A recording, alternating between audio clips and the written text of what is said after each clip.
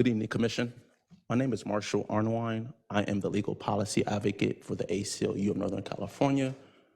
It stands for the American Civil Liberties Union. We are a nonprofit, nonpartisan organization that aims to ensure that all Californians have their rights. And in my capacity, I work for the criminal justice program. And in my capacity, I analyze and study state legislation regarding police practices. And after conducting my legal analysis on police practices, I then make policy recommendations to government officials and policymakers. And that is what brings me here today. I authored a report called Reimagining Community Safety, Sacramento County.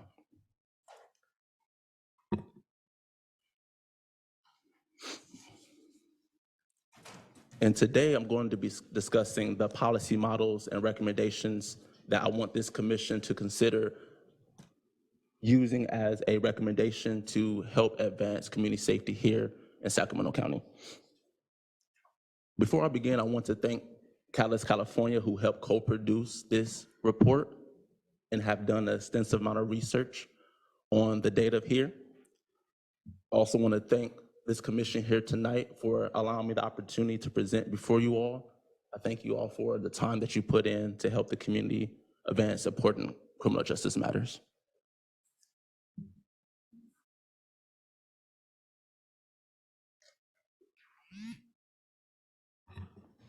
So here are my goals for today's presentation. I first want to educate that it is practical and good policy to reimagine community safety here in Sacramento County. As a society, we often equate policing with community safety. However, this report offers an alternative perspective that shifts from relying solely on the sheriff's office and instead leaning more toward data-driven and public health-centered investments. My second goal is a call to action for this commission. I'm asking this commission to advocate for the recommendations outlined in the report and also the recommendations I'll be making here today. And there are three recommendations. The first is to advocate for the sheriff's office to create a policy to stop enforcing non-safety related traffic stops that can be used for racially biased pretextual stops. The second goal today is I want you all to advocate for the sheriff's office to create a policy to end consent searches during traffic stops and instead require probable cause for any search. The third goal that I'm asking this commission to advocate for is for the Board of Supervisors to invest in the following community safety recommendations ahead of the June 2024 budget hearings. For example, here are 4 recommendations that's outlined in the report that the Board of Supervisors can use to help community safety. The first is to invest in community-based organizations that provide auto repair to help motorists avoid interactions with law enforcement. The second is to invest in the Public Defender's Office to enhance services that will help the county comply with the May's consent decree. The third is to invest in a 24/7 non-law enforcement mental health response service. And the fourth goal is to invest in you all as the Community Review Commission and also the Office of Inspector General. So those are the policy recommendations that I'm asking this commission to advocate for on behalf of the community. The third goal for today's presentation is I want to empower this commission. I want you all to feel inspired.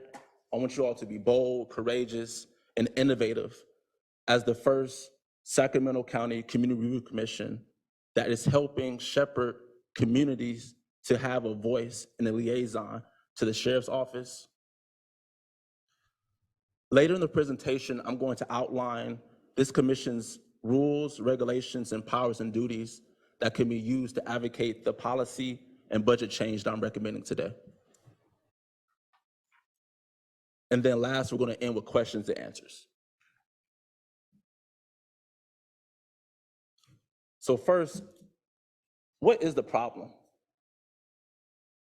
The problem is the data shows that when the sheriff's deputies conduct traffic stops, they spend a significant amount of time enforcing non-safety related traffic stops, such as a defective taillight or an invalid registration that pose little risk to community safety.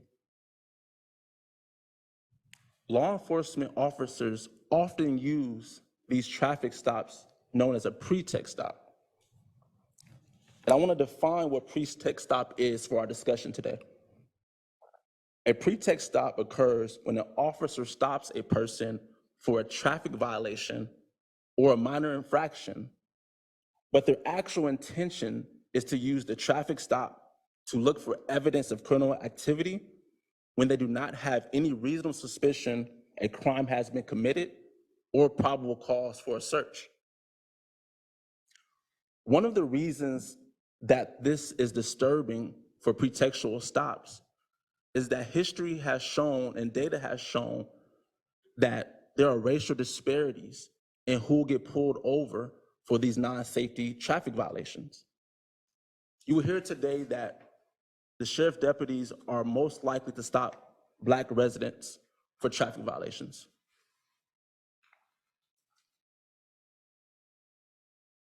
So what is the problem? The problem is there is a common assumption that an officer-initiated stop is necessary to prevent people from engaging in crimes that pose a serious threat to communities. Let's define officer-initiated stop. This is simply when an officer on their own accord decides to stop an individual, as opposed to a call for service when someone in the community uses 911 to call. The data shows that time spent on officer-initiated stops is largely for the purpose of enforcing traffic violations. Sheriff deputies spend nearly 2/3 of their officer-initiated stop time on traffic violations. And let me direct your attention to Figure 1.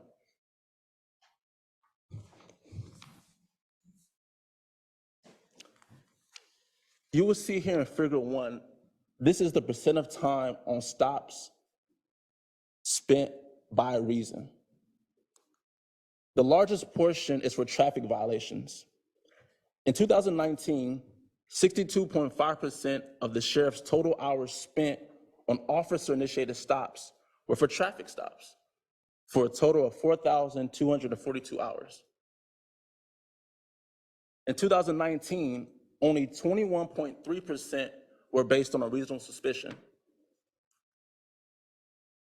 Only 6.6% were made pursuant to an arrest warrant.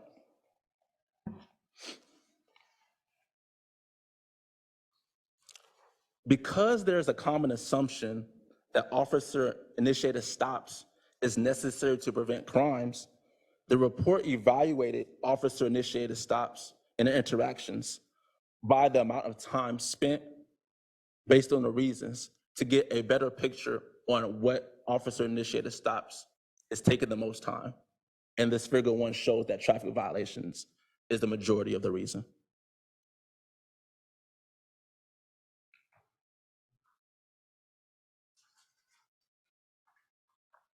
Let's delve deeper into what the problem is. Figure 4 reveals a problem of the sheriff deputies disproportionately stopping Black people for traffic violations, reasonable suspicion, and consensual searches compared to other racial groups. Let me direct your attention to Figure 4. In the green, that figure is the traffic violations. In red, that represents reasonable suspicion. In yellow, that represents consensual encounter. For this slide, I want you all to focus on the traffic violation in the green. For every ethnicity, you will see that the traffic violation green statistic is the largest one. However, the largest disparity are for Black residents. Sheriff deputies stopped an estimated 149 Black people for traffic violations per 1,000 Black people living in areas where the sheriff's office provides law enforcement. That is a rate nearly 5 times greater than white residents, if you take a look at the chart.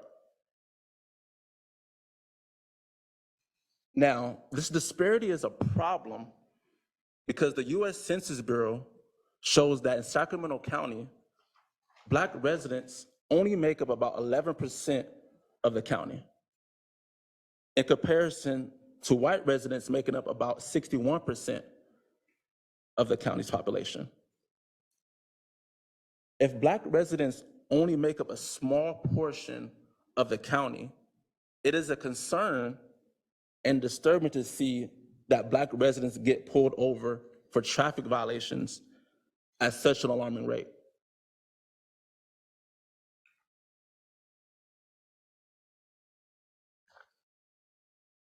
Let's go deeper. What's the problem? The problem is a majority of these traffic stops are non-safety related. Figure 2 is an analysis on traffic stops based on the percent of time spent on traffic violations by type. So we have equipment violation, which are things such as a defective brake light.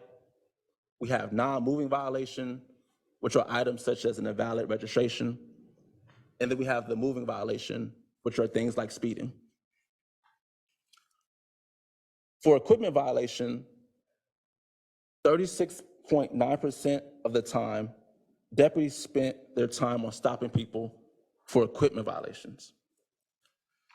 For non-moving violations, deputies spent about 31.1% of their time stopping people for non-moving violations.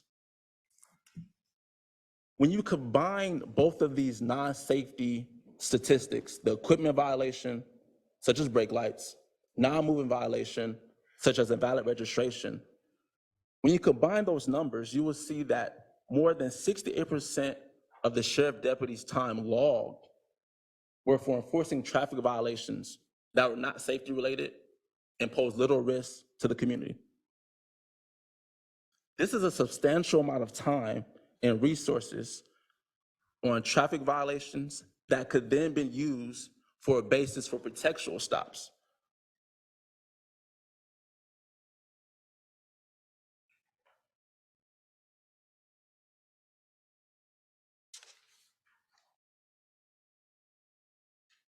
Figure 5. This is a breakdown of the problem of stop rates by race and traffic violation types, excuse me.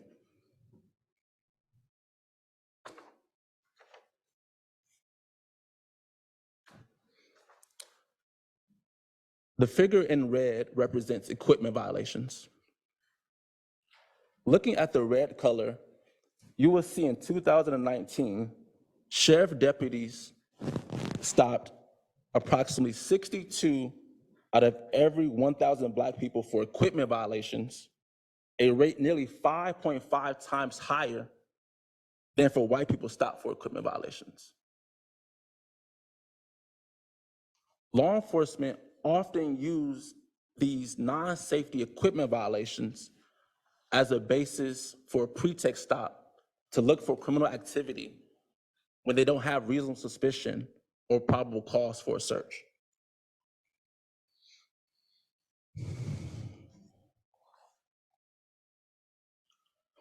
One of the main reasons this is disturbing is because in the United States, a high number of high-profile killings of Black people happen after initiation of a traffic stop.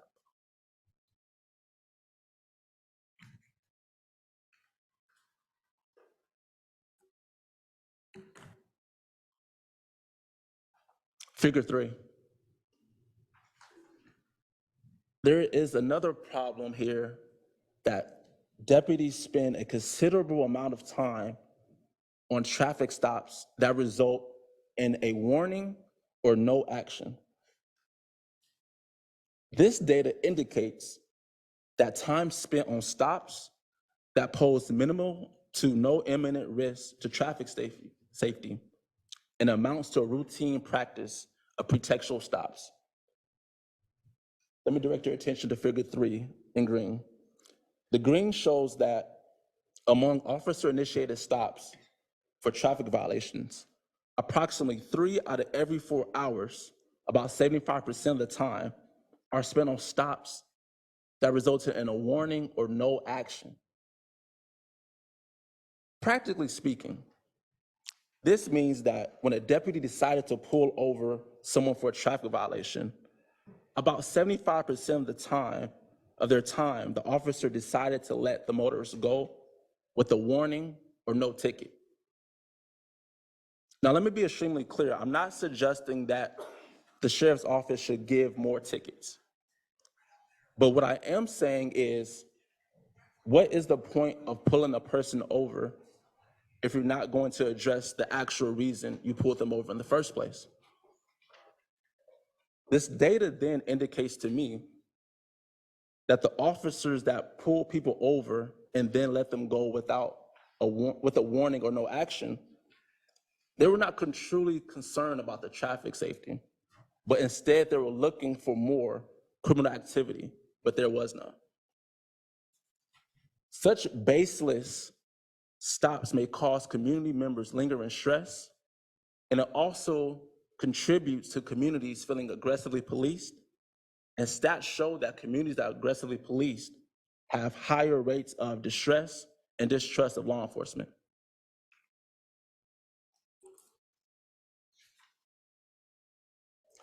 So as a quick recap, so far I've shown you the problem of traffic stops. I've shown you the problem of the racial disparities in the traffic stops.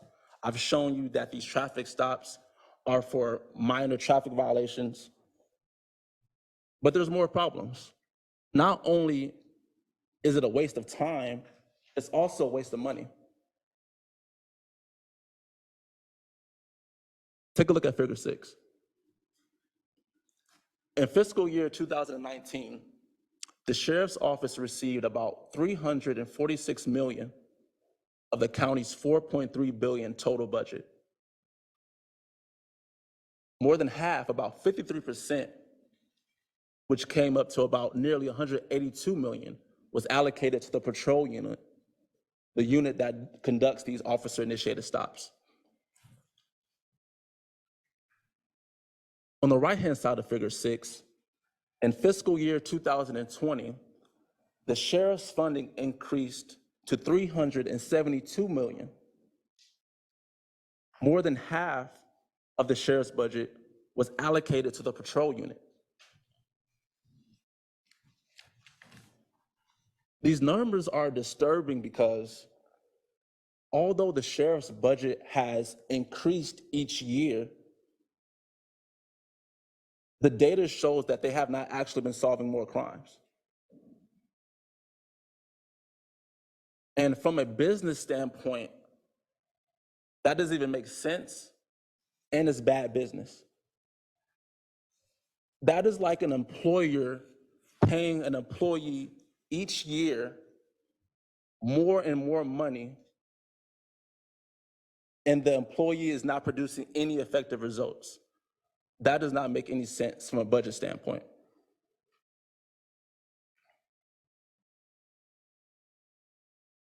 And the same is true here. Data should dictate how much money the sheriff's office should receive each year.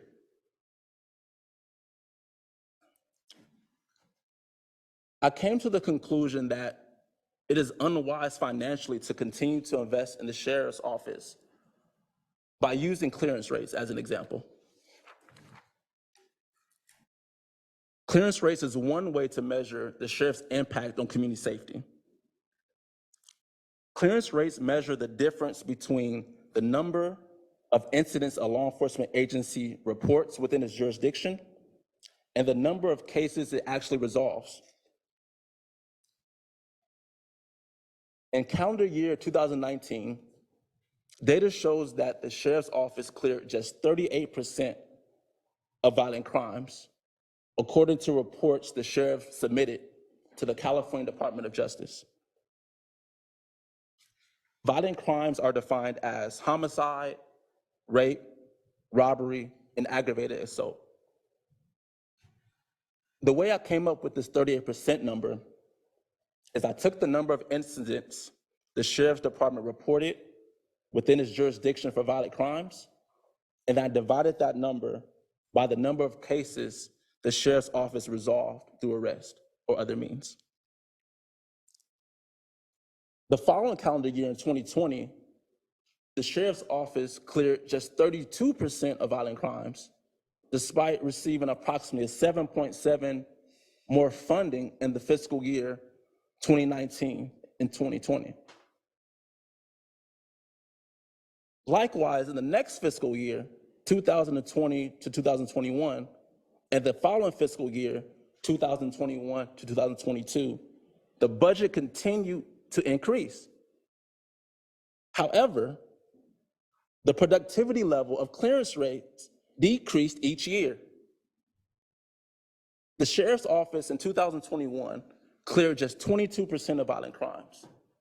In 2022, the sheriff's office decreased again, cleared only 18% of violent crimes. The data does not support relying on the sheriff's office as a solution to the goal of community safety.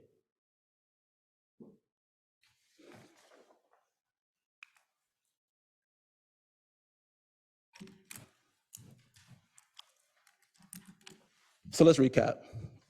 I highlighted the problem, traffic stops. Highlighted the problem, racial disparities. Highlighted the problem, this doesn't make sense financially. Now I want to show you how I analyzed this problem by highlighting the research methodology used for this report. To analyze the time spent on pretextual stops and disparities by race, we relied on the data collected by the Sheriff's Office as required by the California law, Racial and Identity Profiling Act of 2015. We also relied on population data from the US Census, and we also relied on county budget documents. We were able to get this RIPA data used in this report. We requested it from the California Department of Justice. And we decided to focus on the year of 2019 because that was the most recent year available at the time we conducted this analysis that was not impacted by the COVID-19 pandemic. So with data, there's always limitations. And that should be considered when reading this report. Our analysis relies on stop duration times clocked by the officers. In some cases, the RIPA data is incomplete, or officers may have underreported certain actions.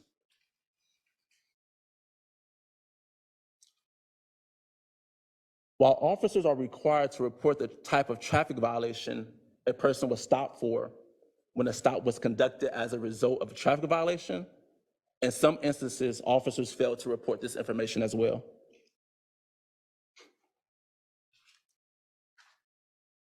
Our budget analysis relied on data from the sheriff's patrol cost, and it assumed a one-to-one correlation between patrol cost estimates and stop estimates.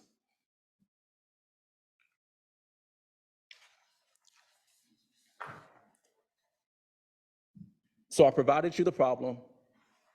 I provided you how I came to the problem. Now I want to provide solutions. The first recommendation is advocating for the sheriffs to create a policy to stop enforcing non-safety related traffic stops that could be used for racially biased pretextual stops. Research shows that the number one reason that people encounter police and the greatest source of disparity, racial disparity, is because of routine law enforcement activity. Police often use minor traffic violations, such as a broken taillight and expired registration, as an excuse to search for evidence of criminal activity when there's no reasonable suspicion, nor does the officer have any probable cause to search.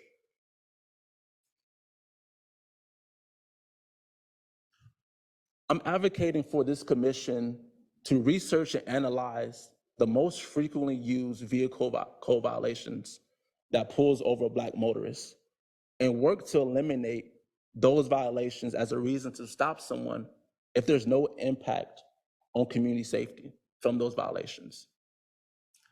Implementing this recommendation may help alleviate the harms with racially biased pretextual stops.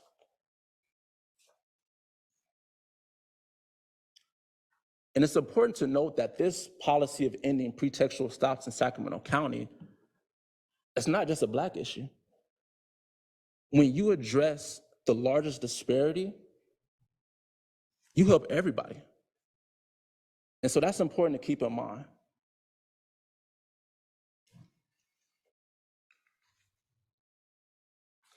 Recommendation 2, the sheriff should create a policy to end consent searches during traffic stops and instead require probable cause for any search. Consensual searches occur when officers lack legal justification to conduct a search and request consent from the individual to search their person or belongings. While these searches should only occur when consent is voluntarily given, the research shows that people rarely refuse an officer's request to search, and that such requests from authority figures are almost never denied, even if the person thinks the request is unreasonable.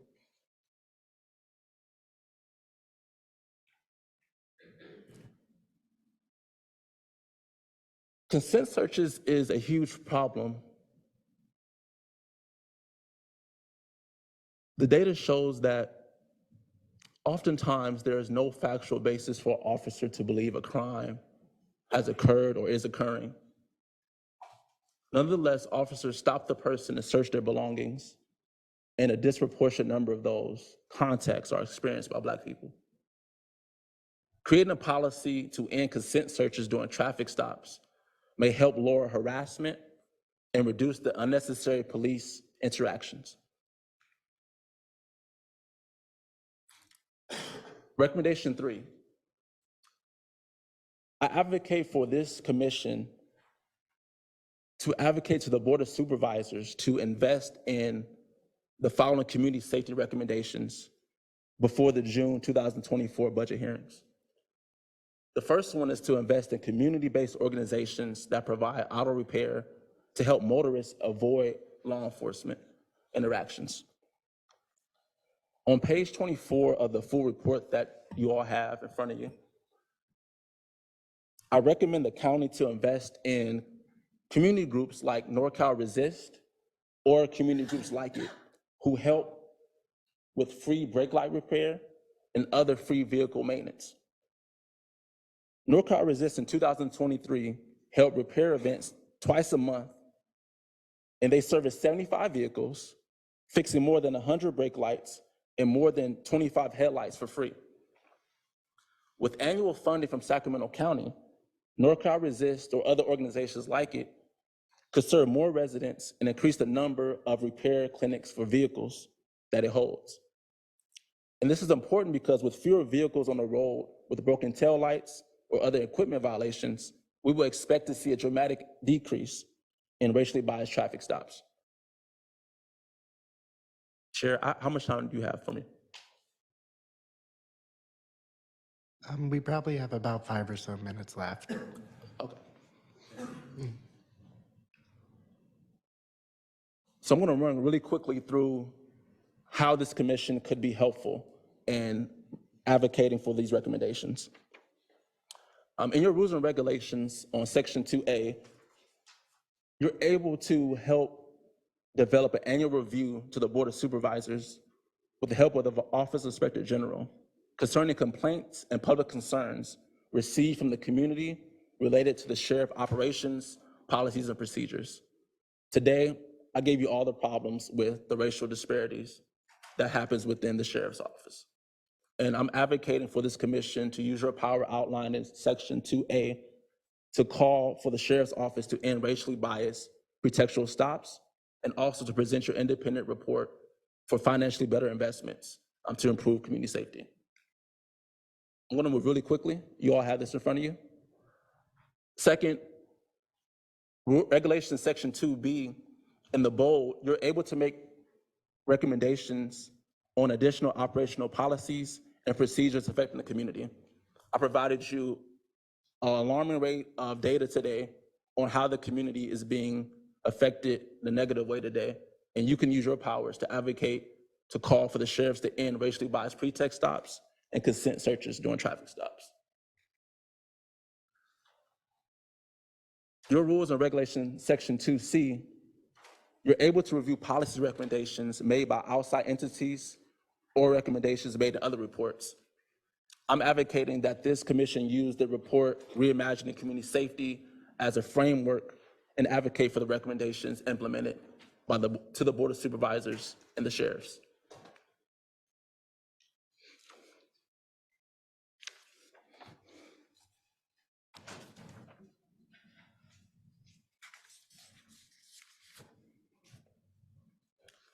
So as I conclude,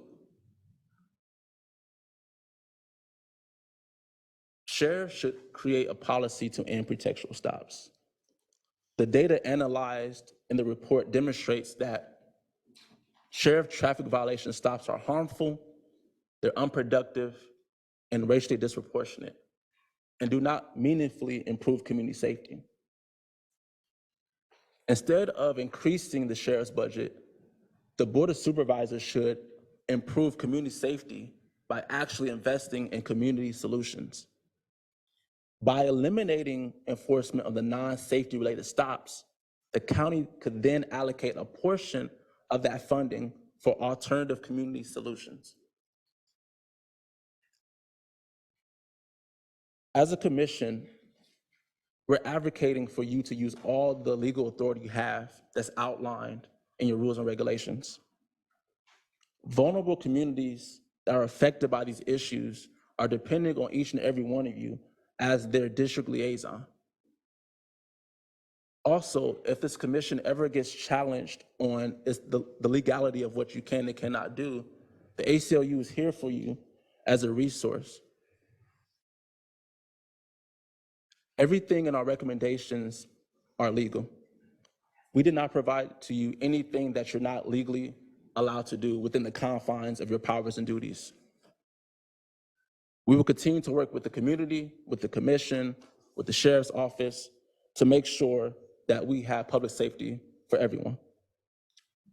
We appreciate your time for this important issue. And with that, we can go to questions and answers. I know you all presented me a list of questions. We can go through those one by one, or if you have questions based on what was presented today, we could start with those and work backwards. I defer to the commission on what would be best for you all.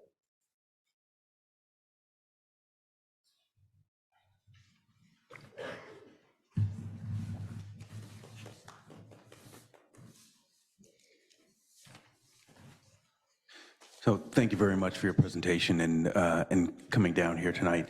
What I'd like to do first, before we go to the questions that we sent to you, is kind of go around to folks on the commission and see if there are any additional questions that came up as a result of the presentation.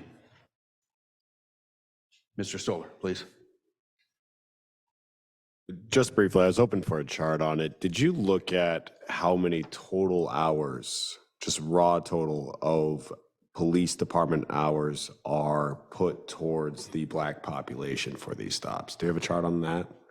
I did not look specifically for that, but that's something I could get there through the today. math. I was just wondering if you had it. Thank you.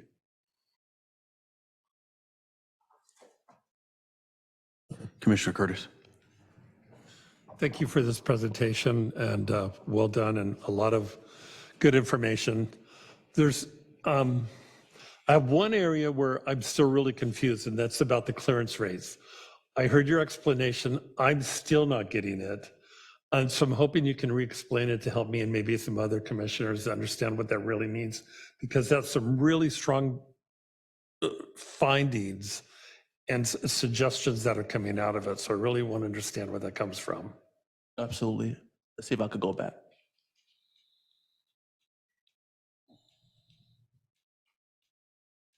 You could write. There we go. And is the question to restate what I said or to clarify? Can you say your question one more time? So when the sheriff's office clears a crime, what does that mean? I'm just not getting that. Does that mean it's like there's charges filed, or it's a cleared case, it's dropped, no charges filed? One example is if someone does a violent crime and they arrested the individual, that's an example of that was cleared. Like, it's not unsolved. Okay. Okay. I'm gonna have to really think about this one, because I'm having a hard time under this statistic in that, like, even in 2019, just 38% of the violent crimes were basically charged, or files were charged in one way. I'm having a really hard time understanding that. That's fair. And what I can do is I can provide the DOJ clearance rate definition chart that explains exactly how they use the statistics to come up with those particular numbers. Because that's essentially what I did. I just went to the DOJ's chart, looked at the numbers that were provided to the DOJ, and put it in the report. Okay, appreciate that. And we knew you were coming ahead of time, and I'm serving on the ad hoc committee looking at some of these issues anyway. So we're looking at this as kind of a ongoing process between the commission, you and others, of the information that we need to find to help make our findings as well. So we're certainly thinking you could come back and maybe explain some of this. This is one area in particular I really have to question the stats as they are given and what that really means in the long run. I can't imagine in 2021 that just 1/5 of the crimes were basically charged. That, as a statistic, I would think would blow up news services or anybody. But at the same time, I want to understand the context behind it.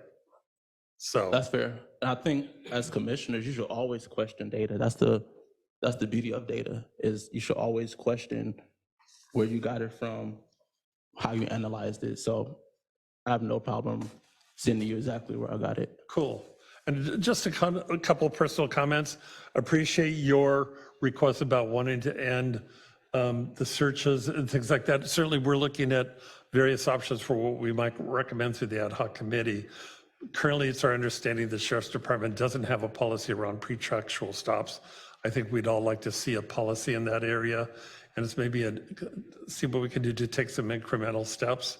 Your other one, just because I have a background in behavioral health and mental health services and served on the last ad hoc committee that looked into it, from a high level, totally agree with your recommendation to have 24/7 mental health response. It's a budgetary issue, but it's also a personnel issue. Right now, we can't fill about 1/3 of the spots on the crisis response teams with mental health technicians because we can't get enough people to apply for the job. So you can have, those are very all ideal recommendations, but we have to live in a practical world to see what will work as well in the long run. Part of that goes into the fact that we have such a severe shortage of mental health clinicians, counselors, and the rest across the board nationally and everywhere. So we definitely need more of that in the long run. The other one for me personally, last one, and I'll be done, is around the issue of doing mental health responses to 911 calls just from a mental health team. I personally worked a lot in this area in my prior work. With calls going to 911, while they may just say it's a mental health crisis, you can't know that for sure.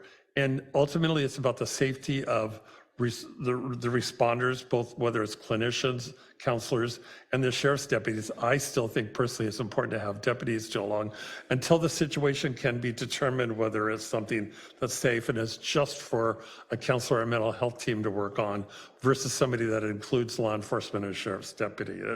That's a really gray area, and the safety of responders is absolutely critical. So just wanted to give you an idea where I'm coming from. Thank you. I appreciate that. And as I was speeding through the slides to stay on track, I forgot to mention that I recently learned from the Sacramento County Community Wellness Response Team that effective March 1st, they're supposed to be 24/7. That's what I recently learned. But I just want to put a disclaimer out there that I submitted this PowerPoint before I learned that information. But so we'll see how that goes. Appreciate that. Thank you. Commissioner Whiteside. Thank you for that presentation, and I very much appreciate it. I'm also on the subcommittee with Commissioner Stoller and Commissioner Curtis. Just a couple of things that came into my mind hearing this, and this is a lot to absorb, okay? First of all, I think it's very well put together, and I appreciate the logic of how things flowed out. But just on the clearance rate, one thing that occurred to me now was, could there be other reasons? For example, are there additional state or federal mandates where they're having to spend money on other things? Was there a contract with the Sheriff's Deputies Association where they got some kind of raise or something like that where, you know, the money isn't going it isn't a one-to-one, you know, $1 equals one clearance. It doesn't work like that. So did you look at any other factors? Yes, so arrest, the way it's defined from the DOJ, it does says arrest and other means. And I'm blanking on what those other means are at the moment. So I definitely can type that up and send it to the commission on what some other gray areas that can be used as a definition. And I think what is really important that I want to highlight is all the data that I use is public knowledge. And the analysis that I did, anyone can disagree with how the analysis is written, but the numbers aren't numbers that I created. It's numbers that the Sheriff's Department themselves reported to the DOJ, and the DOJ provided it. So if there's any discrepancy in numbers, it's not the public's doing, it's what's reported within the law enforcement agency itself. So it is possible that these numbers could be off with clearance rates, but we have to remember where the data is coming from. It's coming from within the law enforcement agency itself. It is not like a manipulation of numbers. Next, I just want to make sure I'm understanding this and somewhat for the info of the audience. People just seeing this first time. So in slide or in figure 2, there's the 3 classifications. If you want to flip to that, feel free.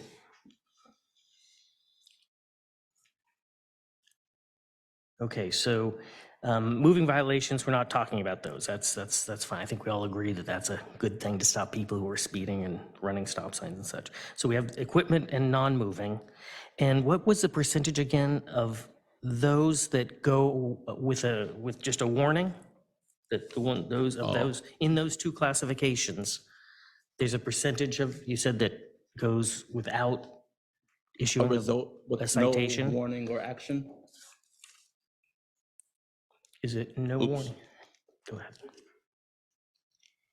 So if I hear your question correctly, are you asking what percent of the non-equipment and non-moving is a part of the data for no result? No Yeah, action? yeah, I would like to know that, because I guess I'll tell you my thought on that is, I mean, I have a good friend who was recently stopped for running a stop sign, and they got a warning for that. They stop at every sign now, okay? And so there can be other reasons, right? It just, what I'm feeling like is you're saying that everyone that goes without issuing a citation is a pretextual stop. Everyone that goes Every- without a warrant is a pretextual stop. Yeah. No, A stop that what I'm may- suggesting okay. is if someone's getting pulled over for a brake light and they end up not getting a ticket violation at a high rate of 75%, the data could indicate or suggest that that was not the actual reason for the stop to begin with. That's what I'm suggesting based on the Okay. data. Okay, so it's inferred. You're It's inferred. you're saying that I'm not some, you're definitively not saying saying, it's yeah. one-to-one either. I assume you're not saying that every one of those is a pretextual stop. You're saying that some percentage is a pretextual stop. Exactly, based on the large number that did not get a ticket or action, it indicates that that was not the actual, that's our analysis. It indicates that was not the actual reason why they got pulled over initially. And I'm assuming you don't see it as a 100% rate in that there's some indicating, it's an indicator, not a one-to-one. Yes, we use the data Accusation. as an indication that the amount of time for, when we go back to this graphic here, so for the equipment violation and the non-moving violation, it's our analysis that that doesn't pose a safety risk to the community as opposed to speeding. And we're suggesting that because those are non-safety related and the highest amount attributed to traffic violations is to one specific ethnic group, that's what the concern is. We're not arguing that doing traffic violations is illegal. We're arguing that it's a concern of the disparity of who is getting pulled over for these traffic violations. And the pretextual stops is a subjective enforcement by the particular officer. It would be different if the data was even across the ethnicities, but because it's not, that's what's alarming. Okay, thank you. Thank you, Commissioner Jones. Thank you, Chair, and thank you for the presentation. And I appreciate the conversation and questions around clearance rate. So I know you will be providing, or we can get to the commission, the Department of Justice definition of it. And I too can't remember all of the classifications of clearance rates, but I just want to make clear it is more than just arrest. So I don't want us to confuse clearance rate with arrest. Clearance rate typically means a case is closed. It could be a self-defense case. It could be a number of things that occur where it's not being further investigated or prosecuted. But I think it would be helpful for the entire commission to all have the same definition of clearance rate. So I look forward to that getting to all of us. Thank you. Commissioner Stoller, then Commissioner Martell, then Commissioner Baker. Thank you. I agree. I actually thought that there was clearance and then there's other definitions for cases closed for other reasons, closed as unsolved and closed. I thought from what I understand about the FBI Uniform Code of Reporting, it's either cleared by arrest or cleared by exceptional means, but I could be wrong. An exceptional means is when an officer can say one of four things, all four things in the affirmative, and one is just basically the defendant's fled the jurisdiction. But anyway, I do want to just briefly say, you know, it's nice to think about an idea of, oh, a person got a warning and he was let go and that's nice and now he'll never stop at a stop sign again. But these traffic stops do not exist in a vacuum of Pleasantville. These traffic stops exist in a reality where people in our community feel safe. And we can get into the rightness and the wrongness of that belief, but that is the belief, is that people are not safe in the community. And when you look at the figures, where 149.4 out of what every 1,000 Black people are being pulled over just for a traffic violation. And then 74.8% of stops are for just result in no warning and no action. I call that a hit rate, right? Like how good is your picker, right? Like how good are you figuring it out? And when you look at the reasonable suspicion stops, you see that only half of them look successful. So the suspicion's questionable too. And all that gets to is, it's not enough in our society to say, oh, we're so lucky I didn't get a ticket in this moment. Ours is a system of checks and balances. That's why we exist. We are a check.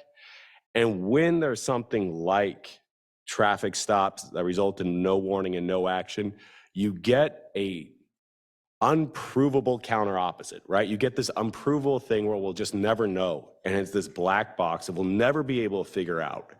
And we'll always be able to hide behind. And I think that's what was Mr. Arnwine's point when he said, I'm not advocating for more tickets, But the fact of the matter is, as long as this is kind of the policy where people go away with no arrests, you will never know, you'll never have a way to check your police department because there'll always be that rebuttal of, well, you should be so lucky to not get a ticket. So I really want us all to think about law enforcement in the confines of our constitutional protections, which is checks and balances. And that's what is so important about data. That's what's so important about reporting things the right way. And even just, finally, I just want to say we have to have buy-in, right? We're going to have probably lots of rebuttals about the data, about, oh, the data's not accurate. Oh, the data relies on how the law enforcement officer views the person. Maybe they misidentify a racially ambiguous person as white or black and skewing the data. But this is all we have. And if we are going to be a check and balances, we have to at least buy into this agreement that we're examining this. So I just wanted to say that after the recent comments. Thank you. Commissioner Martel. First of all, again, like everybody else here on, thank you for the presentation. When I look at the data, for me personally, I want to change bad policies.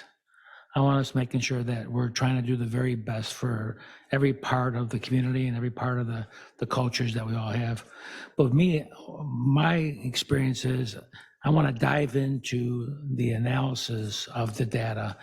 First, I'd like to hear what the sheriff's response is from the data that you presented. You know, I'd like to hear what their explanations are. They may have really good ones, they may have poor ones, it may trigger them to change a policy or change the way they do business. I'd like to hear what the Department of Justice, is it the City of Sacramento Police? Is it Rancho Cordova? Is it Folsom Police? Is it all bundled up into one? I do know from 19, especially after 19 to 23, COVID played a big part. And I can tell you from a lot of friends that got tickets or charges and never made the way into court for a long period of time. They changed a lot of the process of how they proceeded under COVID conditions. So I'm not sure if that's taken the place, if that has been evaluated inside the data. I'm not questioning the data, but for me personally, I want a little more analysis of the data, and I want to make sure that everybody that's involved in it has a chance to explain their point of view. But I do want to change bad policy. I think it's really important that we look at policies and say, hey, we think there's a better way of doing this, and work with everybody to come up with consent that everybody can live with. So thank you very much. Commissioner Baker. First of all, just want to thank you. It is a great, excuse me, a great report, a lot of time consuming. When I got this, I looked at this before and I looked up all the pretextual stops and from A to Z. And as my fellow commissioner here was saying, I want to see the data on every agency, because when I looked it up, you have several agencies that disagree with this, other agencies agree with that, other agencies disagree with this. So we have how can I say, a concubine of different agencies that say, well, this is right, this is wrong, this is right. But that's another conversation, because I have a lot of questions here. But one that caught my attention and that really stuck out to me on figure 3, where it says Sacramento County Sheriff deputies spend a considerable amount of time on traffic stops that result in warning or no action. I want to play devil's advocate here, and I want to use a scenario. I was to be a guest speaker at a particular place, and someone was supposed to pick me up, and they were running out of time. It was pouring down rain. I had a vehicle, but I was waiting for a part to get it smogged, and that person couldn't pick me up. I gave someone my commitment. I was not going to pay $25 to go about a mile in Uber. So I made a decision, well, I'm only going not too far from where I live. Let me drive my car. I got insurance, blah, blah, blah. So when I turned the corner, I don't know where this guy came from, pulled me over, said, you know why I'm stopping you? And I politely told him, yes, registration. And what happened? He said, okay, you understand you need to take care of your registration? I said, yes, sir. He went on about his business. But also, I want you to help me understand. Maybe I'm not understanding something. as I read through this, I don't know where it's at, where it says some type of what was decision to end pretextual stops, that vehicle violations or something of that nature.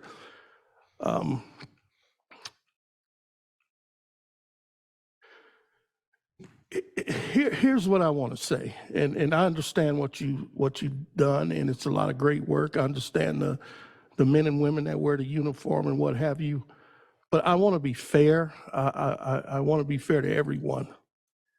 So my question is,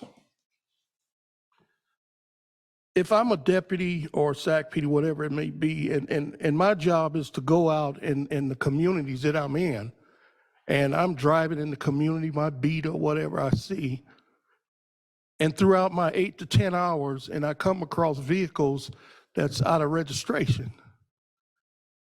So what is my job to do? Just ignore it? Or should I pull them over and say, hey, do you know your vehicle's out of registration? Or what should I do?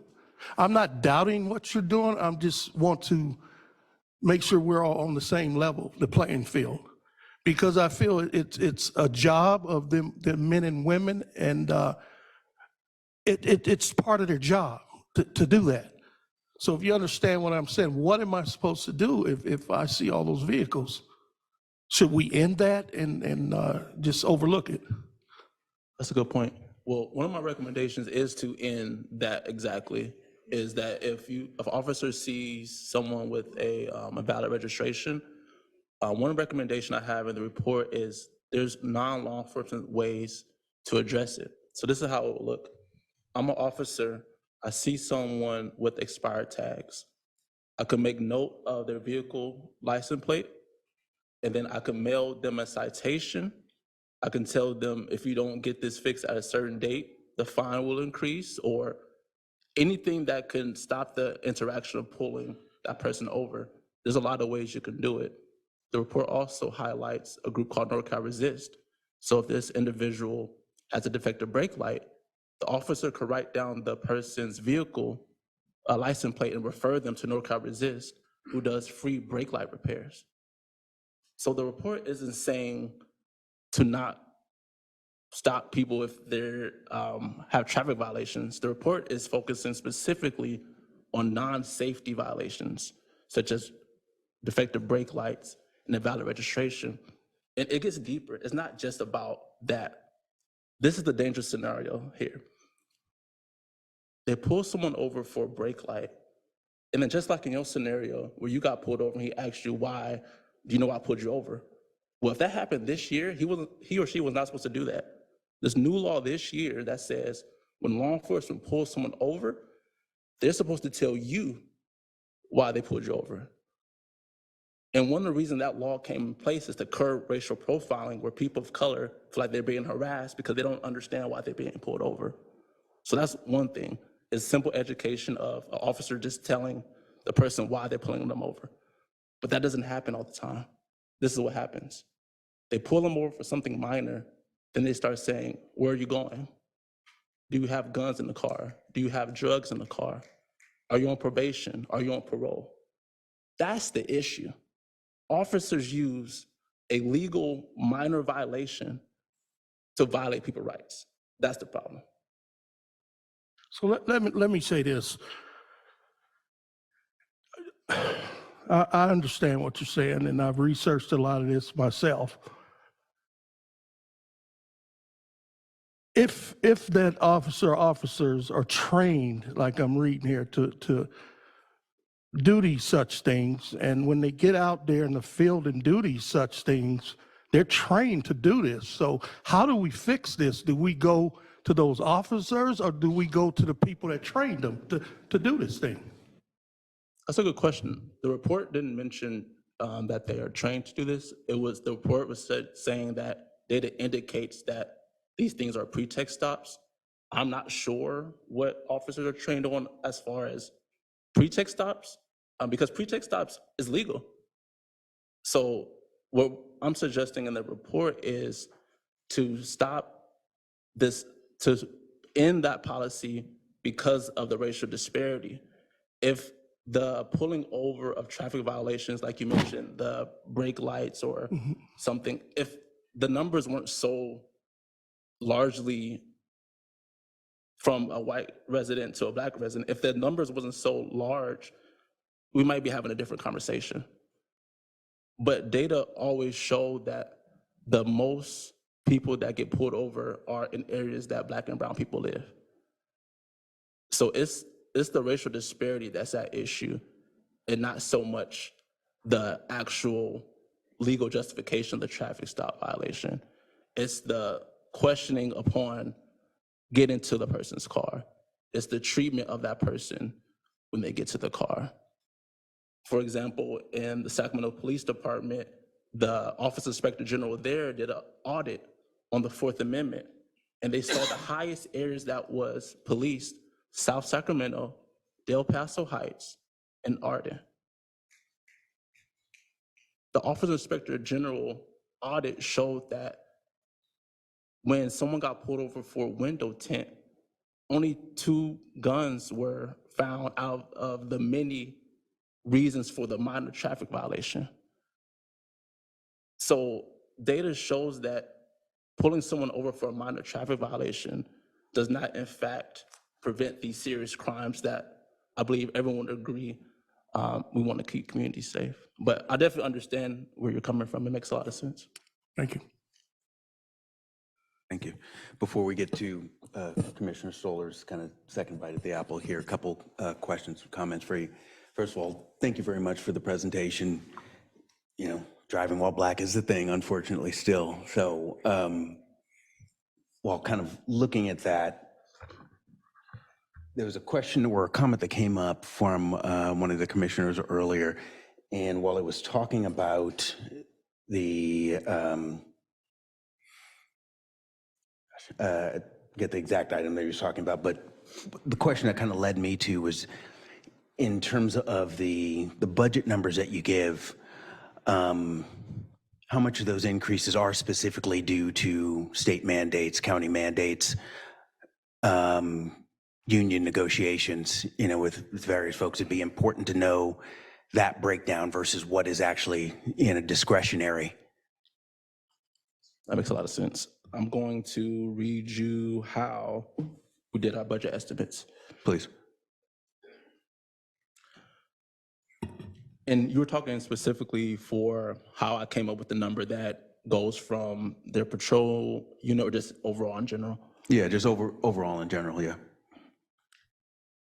So first, we estimate the cost of stops by identifying the total patrol unit cost in the sheriff's department. We then apply our stop time estimates to the total patrol unit cost to arrive at a ballpark estimate on the cost of the officer-initiated stops, traffic violation stops, stops for equipment or technical violations, and stops where there was no warning or action, no action or warning. For instance, to calculate the cost of officer-initiated stops, we take the percentage of total stop time spent on officer-initiated stops, and we multiplied it by the total patrol unit cost. From there, we arrive at the cost of conducting traffic violations. We then take the cost of officer-initiated stops and multiply it against the percentage of time spent on traffic violations. So, to be clear, the county does not allocate a specific amount just for the patrol unit. We used our analysis based on how many people were patrolling and what their salaries were to come up with the number of how much time and resources are spent in the patrol department. Does that make sense so far? And I think you made a comment about the county budget too, of how we got that.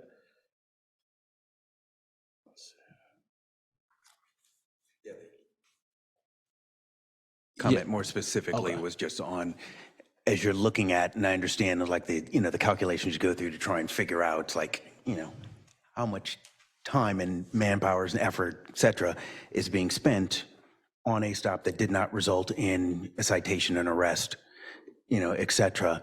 But it's also looking at or having awareness of what are some of those other factors that are driving up the budget of the office, so that those things can be looked at. So when you're trying to form an ultimate solution, you're giving people a more complete picture. That makes sense. For this particular report, I did not look at that. Cool. Thank you. And then additionally, and I doubt that this is something that you have here, but when you talk about just in terms of time that could be, better spent, if this much time, this many hours are being spent on calls or on stops, I should say, that did not result in any other, action, what were potentially the number of calls that went unanswered or things that went, unaddressed, like, the issue of rape kits and whether or not those are being, tested and things. So it'd be good to kind of know, as a comparison, it's like, oh, well, you know what, this could have paid for, X number of new city buses or library hours or, things of that, but in the context of public safety.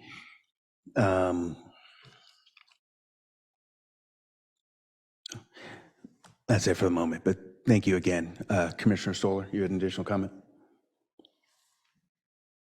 Just as a follow-up on Mr. Arnwine's examples of how these stops look and feel, the nature of them change a lot based on who is driving the car. And they look very different based on who is driving the car. And while it is true that pretextual stops are legal in America, even the case that created them says, but not for race. That's even the case that created them, said not for race-related reasons. That case actually involved an officer that was, he was doing surreptitious surveillance over a known drug house, and he was pretty confident a drug buy had happened inside, and he followed the vehicle until it rolled a stop sign. Those were the facts of that pretextual stop. Very different from what your data says. And then lastly, I just want to follow up on your hypothetical to explain another piece of data set, which is the consensual searches. So in that context, this is what that looks like. You know why I pulled you over today? Hey, how you doing? You know why I pulled you over today? No, officer, I don't, oh, you got broken taillight there, but hey, let me see your license. Oh, okay. You're on probation, on parole, you got a gun in the car. Oh, I see a backpack in there. You don't mind if I search it, right? And as the data shows, even though the law is going to call that a consent search, the people, our neighbors, feel they can't say no.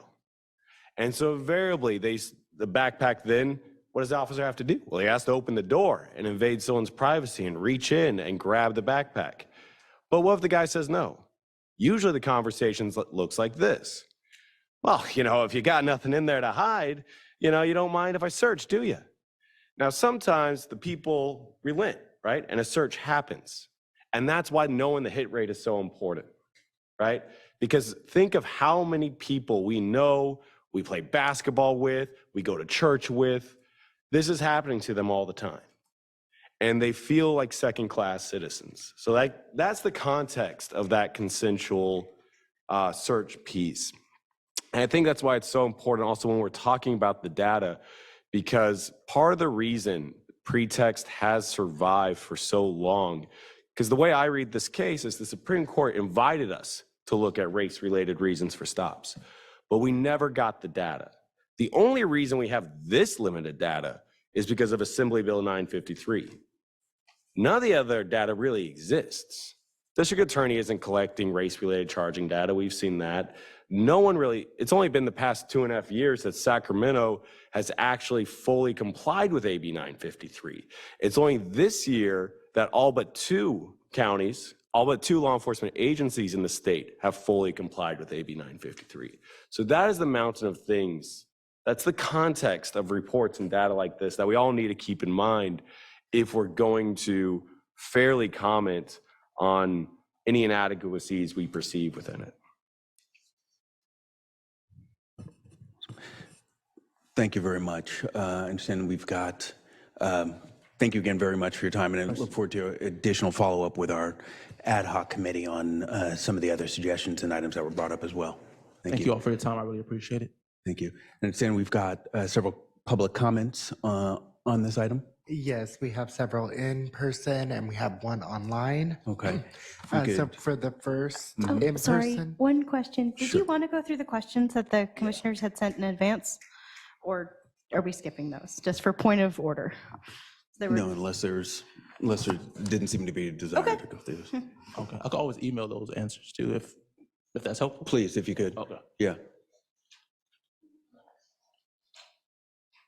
okay. So the first person is Jesse. Oh, Jessa, sorry about that. And let me know when you're ready and I'll start your time. Hello, my name is Jessa Rigo and I live in Folsom. I believe it's District 4. I want to voice my support for the recommendations being made by the ACLU in their presentation on reimagining community safety. I'm not going to read a form letter. I'm going to speak from the heart, so hope this turns out good. I grew up in greater Sacramento area and I moved around Northern California for school, job opportunities, and to take care of elderly and sick family members. But ultimately I came back to Sacramento County. And when people ask me why and what do I like about Sacramento, my first answer is always diversity. Sacramento is vibrant and creative due to the great diversity of its community members, and my life is better here because of it. I want to address some of the questions that the board members here have asked and brought up. Mr. Whiteside, like your friend, that exact same thing happened to me. I was probably like 22 or 23 at Humboldt State University. I was in engineering school. I was totally burning out, doing so much homework. I finally got to the end of a grueling week and I wanted to make it to my friend's party. I didn't want to go crazy. I wanted to just have a couple drinks to relax. I had one beer capped and closed and everything, and I grabbed a power bar so I wouldn't be drinking on an empty stomach, and I just threw it in the passenger seat of my car and took off from campus towards my friend's house. And I didn't make a very good stop at the corner, and I got pulled over, and it was a nice white lady officer, and she said, "Do you know why I stopped you?" And I said, "I didn't make a good enough stop." Wow, was that really 14 minutes? I'm sorry, or seconds? I'm so sorry, I'm out of time, but I'll submit the rest of my comments in writing, but I would just like to express my gratitude for you guys to take this on and ask your good questions and my support for the ACLU presentation. Thank you. The next public commenter is Ruth.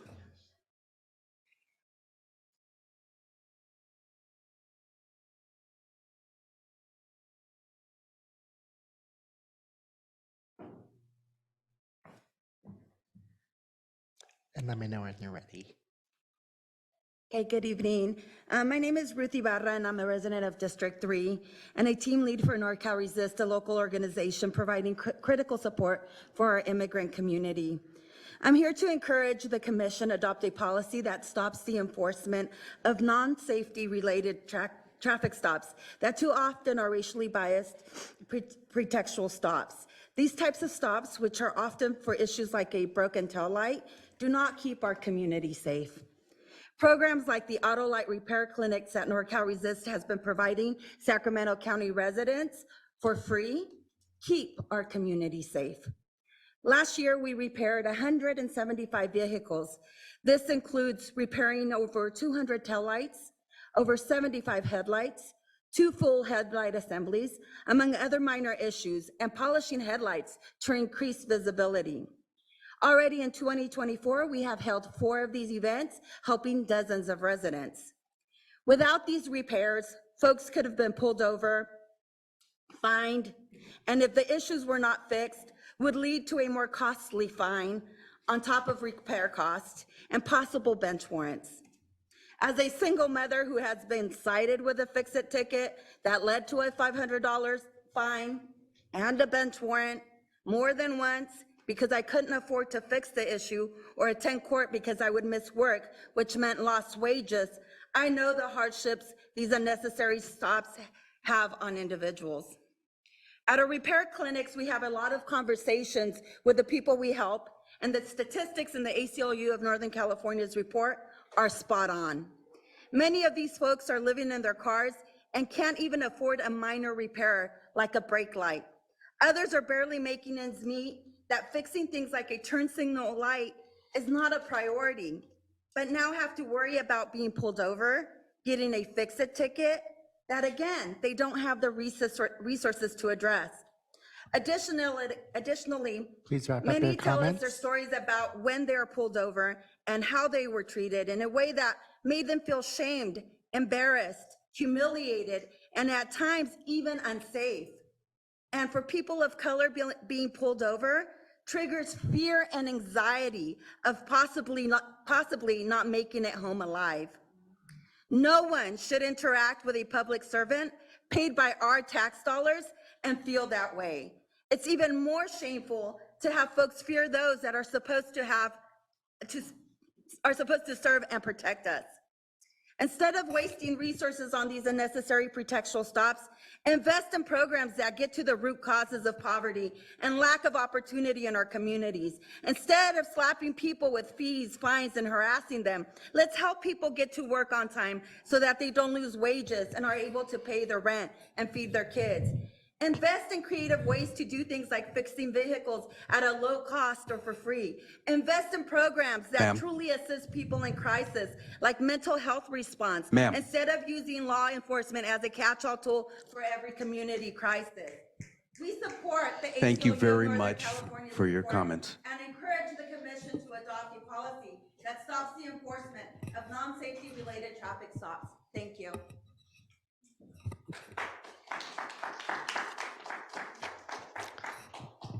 The next speaker is Zuri.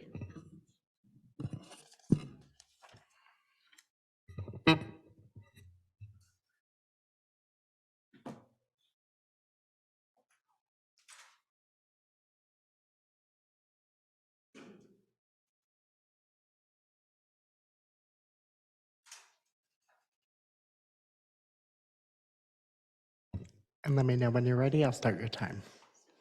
Okay. Yes, I don't want to take too much of your time here. I was here earlier. My name is Eric Capomarich. Community Lead Advocacy Program, and stand in solidarity with the ACLU and NorCal Resist. That is a part of that auto brake repair light clinics. We are someone that provides resource support and outreach to our community, specifically in the marginalized areas. For some of the things we talked about earlier, some of the despairs that are happening within our community, and specifically amongst Black folks. My major concern is, I love the presentation, and I stand in solidarity with the groups that are here, but I'd like to see even more specific data, because we're saying Black people, but we're not talking about the full families that are being pulled over. It's more than just the adult, the driver and the passenger.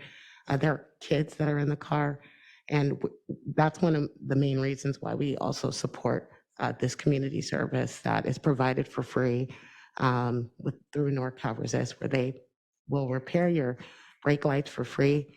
My mom, who also spoke earlier, we can also take her, and it's a full family affair, because there's full families that are terrorized when there's 5 times more likely for Black people to be pulled over.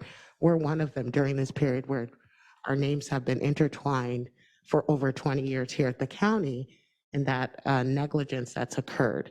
So when that's occurring and you have your child in the car and you don't have anything going on, there's just no words due to that unique relationship between the Black community and law enforcement. So we stand in solidarity with NorCal Resist. We'd like to see them get the funding, as well as some other groups like All of Us or None. We also have Mental Health First, and not just the 24/7 mental Please health wrap up your response, comments. but also the follow-up for that trauma that's happening with 5 times Black folks being 5 times as likely, making sure we're investing in some of those services as well. Thank you very much. Next speaker, Mr. Clerk. The next speaker is Keon.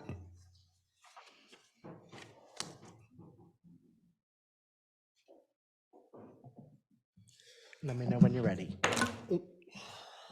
I gotta appreciate Commissioner Stoller as well as the ACLU for providing this very thorough and data-driven analysis that by my understanding, and I've been studying Sacramento Sheriff's Departments for more than 5 years now, provides us the most detailed picture we have into the outcomes of Sacramento Police Department practices and procedures, which, much like the Sacramento City Police Department, unfortunately, are profoundly racist in almost all the measures, like at least the ones that we know about. As was mentioned before, pretextual stops and consent searches, whether they are legal or not, under the Fourth Amendment is not as important as how effective they are at promoting public safety, or better yet, preventing crime. I mean, when performed without restrictions, pretext stops serve to deteriorate the already strained relationships between sheriffs and the community they allegedly serve, as Commissioner Stoller making us feel like second-class citizens. I myself have been subject to pretextual stops in from Sacramento County to all the way to the Midwest and Indiana. Consenting to a search by an armed officer would be a difficult request for anyone to refuse, particularly for members of communities that lack trust in law enforcement and have been historically targeted by them in the first place. So clearly creating policy that eliminates the use of those stops and requires probable cause before doing searches, which used to be the law of the land before the Supreme Court decided to open it up under the reasonable suspicion doctrine, makes perfect sense. And if the county spent less time and money harassing Black motorists over imagined threats and petty violations like air fresheners on their rearview mirrors or window tinting, they could actually do a better job of solving, or better yet, preventing more serious crimes. The clearance data that the ACLU presented is just the tip of the iceberg.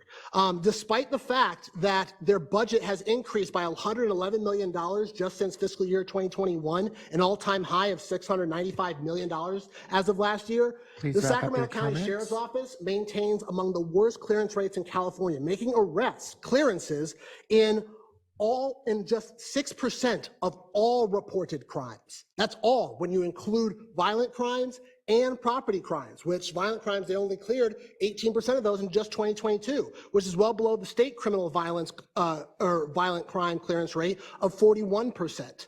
And that's less than half the clearance rate of the Sacramento Police Department, which made arrests in 37% of violent crimes in 2022, while operating on less than half of the sheriff's $655 million budget in fiscal year 2022. So just to say, these recommendations actually make a lot of sense. The data is there. Highly encourage you to continue scrutinizing it, but also really ask questions directly of the Sheriff's Department, which those questions we would love to hear. I'm a member of the public that is very interested in this issue, and it relates a lot to my own work and concerns as a community member. So would really encourage y'all, please ask those questions publicly and have them answer them too. Thank you. Thank you. Next speaker, Mr. Clerk. The next speaker is Henry.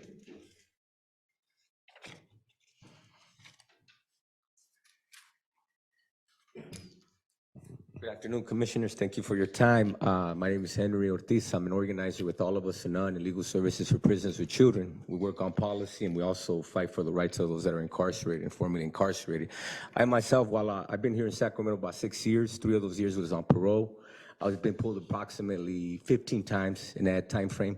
Majority of that time was in South Sacramento, which caused me to have to move out of South Sacramento. But nevertheless, we still maintain our office, and I continue serving South Sacramento. While living in South Sacramento, I also have an organization, a Fruit Ridge Collaborative, that I no longer operate with, but that I co-founded in prison. It operates in self-awareness and recovery, operates at Fruit Ridge. So when I used to go to work there, at least 3 times a week, I was seeing Black men being pulled over from cops. and none of them were getting cited. They were just, you know what I'm saying? A lot of us, we look a certain way. We look like we don't deserve to have human rights, constitutional rights. And the first thing they ask me all the time when I get pulled over, are you on probation, on parole? Right? And the many times that they pulled me over, about eight of those times while on parole, I had to be put in the car, go through the drill, run my name for warrants and all that stuff. And that whole process took about 45 minutes of my time. Not once did I get a citation. There is one situation where I got a false speeding ticket by an off-duty officer on a motorcycle going home, no badge, no camera. I questioned him on that. It took him to trial, and they still found me guilty. When I try to appeal the constitutional violations, I can't even get my minutes or the recordings of the hearing till after 30 days, which I only have 30 days to appeal. So that's how they do us out here. We have many attorneys that know Sacramento is known for violating the constitutional rights of our citizens, and we're asking that we need to invest more in addressing our social problems, public safety, by allowing the community and the navigators to be part of the solution. And over-policing right now is not helping. We have 2 polices everywhere, all day long. Like, that's too much policing, too much gas. That's coming out of my taxpayers' dollars. You know what I'm saying? I want to see my dollars invest some of that money into the people. You know, don't put all that burden on law enforcement. They lack a lot of Please skills wrap and up a lot your of skills that we comments. do have to resolve those issues. And all we're asking is invest in our people. The numbers show that we're getting work for our money out here. You know, thank you. Thank you very much. The next person is Carlos.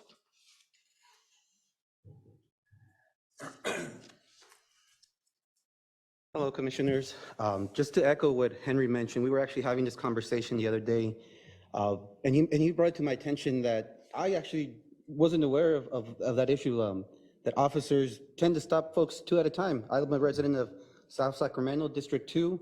I work with the ACLU of Northern California as an organizer, and just wanted to highlight that because it's a very true thing, and now I pay attention every time I see an officer stop somebody, and it's always in 2s, and I'm just like, with Henry, wow, like this is, you know, doing too much. I mean, like, I don't know what the conversation looks like, but sometimes I wouldn't mind pulling over to talk to folks, see how they're feeling, you know, see if there's any way we can support. With that said, though, you know, I'm here because, you know, as Marsha's already said, you know, data shows that the Sacramento County Sheriff's Office spends a significant amount of time enforcing non-safety related traffic violations that pose little risk to the community, to community safety. But, you know, furthermore than just being here as a organizer with the ACLU Northern California, I'm here primarily as a resident of District 2, which has been my home for the last 10 plus years at this point. And I'm just really here as a resident of District 2 to echo the ACLU's recommendation for this commission to advocate for the Sheriff's Office to create a policy to stop enforcing non-safety related traffic stops that can be used for racially biased pretextual stops, to create a policy to end consent searches during stops and instead require probable cause for any search. And furthermore, just you know, support the ACLU's recommendation for this commission to advocate to the Board of Supervisors to invest in community solutions to improve community safety, viable options such as those that NorCal Resist engages in. And, you know, just one last thing, the commission, you know, has the power to advocate to the sheriff and the Board of Supervisors on behalf of the community. And please use your authority to address this public concern of racial disparities in traffic stops. Thank you. Thank you very much. Mr. Clerk, I believe you said that there was someone online too. Yes, and we actually received one more in-person speaker slip for Elizabeth.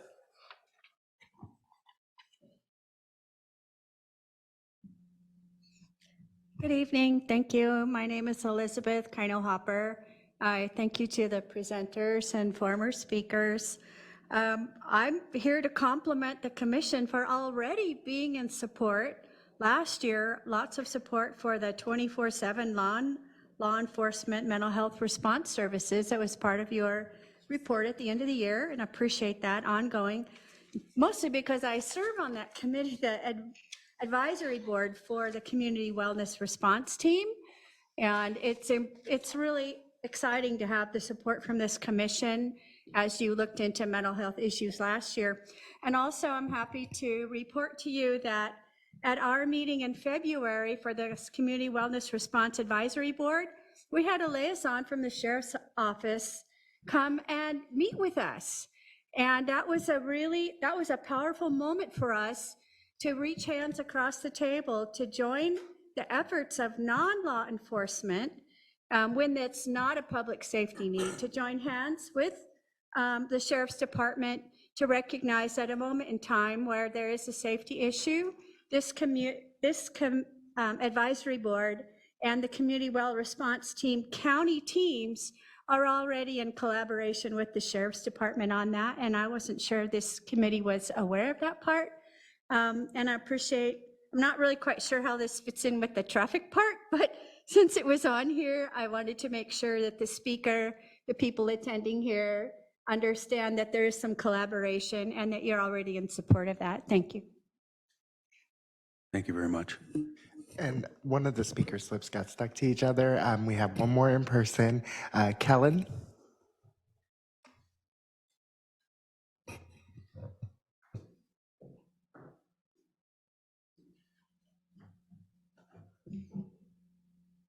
I wanted to give like a real life example of this since some other people gave some ridiculous examples. I'm one of the people who fix cars, headlights that come in. A couple years ago, I ran into a guy who came to the thing. I fixed his car. He'd been pulled over by Sac County sheriffs for a broken taillight. In violation of state law, the Sacramento Sheriff's Department gave his name and address to Immigration Customs Enforcement. He was undocumented. They picked him up. I don't know if you know how the immigration process works, but he was taken into federal custody, sent to Yolo County Sheriff's jail in Marysville, where the federal government rented out beds. He spent over a year in jail in general population for a broken taillight. He ended up winning his deportation case because it was a broken taillight that the Sacramento County Sheriffs, in violation of state law, turned him over to Immigration Customs Enforcement. He couldn't afford to fix the broken taillight. He gets out after a year. He has stacks of fines that he can also not afford to pay. He can't afford to pay it because he couldn't afford to pay a fixing taillight. So I fix it. It's no big deal. He's scared. He's scared to go to work because he still has that same broken taillight. What's going to happen if he gets pulled over again? Is he going to spend another year in general population in jail? This kid was like 22. He's not a criminal. He's not a gang member. He can't fight. Like, you know what I mean? Like, he's scared. His family's scared. His friends are scared. His neighbors are scared. They're scared because this kid is telling this story to everyone he knows, how he went to jail for a year over a broken taillight. The other people up here with your stories are ridiculous. I fixed maybe 1,000 taillights in Sacramento. And the amount of stories I have of horror stories from individuals who've been pulled over by Sacramento sheriffs and Sacramento PD, it's just ridiculous. It's ridiculous to say like, oh, I went to a stoplight. Now I'm never going to a stoplight. The world's a better place. People are scared, absolutely petrified of what could happen. Please wrap up your comments. Thank you very much. Do we still have the additional comment online? Yes. Alan, whenever you're ready, you can begin your public comment. Your 2 minutes will start now. Thank you. My name is Alan Ash. I live in District 3, and I'm one of many community members who spent years advocating for the creation of this commission. One reason we worked so hard was to give the community input into sheriff policies, and this proposed policy against pretextual stops is just the kind of change we were seeking. Such a policy is practical and can be easily implemented, as shown in footnote 76 on page 32 of the ACLU report. That footnote excerpts language from the San Francisco Police Department General Order curtailing the use of pretext stops, saying deputies should no longer pull people over for non-safety related violations like 1, rear license plate number not clearly being visible, 2, registration tags not visible or expired less than 1 year ago, 3, rear license plate not illuminated, 4, rear taillights not working, 5, rear brake lights not working, 6, objects affixed to windows or hanging from the rear view mirror, 7, failing to activate a turn signal continuously for 100 feet before turning, 8, persons sleeping in the vehicle, or 9, pedestrian stops unless there is an immediate danger that the pedestrian will crash with a moving vehicle, scooter, bicycle, or other device moving exclusively by human power. The full 5-page San Francisco policy is linked in that footnote 76 on page 32 of the ACLU report that I hope you all will use that policy as a model for Sacramento. Thank you. Thank you very much. And that wraps up our comments. Thank you very much. That then takes us, I believe it's either Undersecretary Ziegler or who is. Yeah, here's the challenge. So Okay. it's part of one item. And so essentially, we probably should have done all the presentations before the members of the public commented in case they had comments about the sheriff's office portion. So I don't know how you'd like to proceed, whether it, yeah, please let me know how you'd like to proceed. So, and I'll throw those back to the board for any, commission for any comments, but seeing as how we did kind of take that, slightly out of step, I still would like to hear, make sure we hear the response from the sheriff's department. And if the, and if it commission pleases, then, potentially have this on for another item at a future date, just so if there's any additional comments that come out of this that, we don't necessarily have time for, or to make sure that people get, sufficient time to, to digest and come back for things. Okay, so you'd like the sheriff's office to present now and then Please. follow up next meeting as well? Okay. Yes. Thank you very much for that. Thank you very much for being here, gentlemen. If you could make sure give your names. Absolutely. Good evening. I'm Chief Deputy Matt Peterson. I oversee our field and investigative services. And so my plan in response is to just go over the questions that you provided and some answers to those the best I can at this point. So the first question that was forwarded to us was, how does the SSO explain the disparities in traffic stop rates among different racial groups, particularly the higher rates for Black drivers? So a lot of discussion tonight, and I think it's really important to understand the complexities involved in examining this topic. Something that I want to bring to your attention is that the Peace Officers Research Association of California, PORAC, they got the assistance of a nation expert in police ethics and racial profiling to examine the RIPA reports, which is the basis for the data that the ACLU report tonight came out of. That expert, Dr. Brian Withrow. And so I'm not going to go in depth into his findings, but I think it's important to understand a couple things conclusions that came out of his report. And I will forward that through Ms. Foster for you to all, and I would encourage you all to read it to understand a little bit more. One of the things that he pointed out was, and I'm going to quote him on this, it says, RIPA board distorts definition of racial profiling. California defines racial profiling as requiring an officer to initiate a stop based on race. Examples is the officer must know the race or ethnicity of the driver prior to the stop. However, the data collected in this report was collected after the stop already occurred. So there's no, in the data that we're providing to the state, there's nothing that indicate, no field to enter whether the race was known prior to the stop or if it's just collected based on the officer's perceptions after the stop.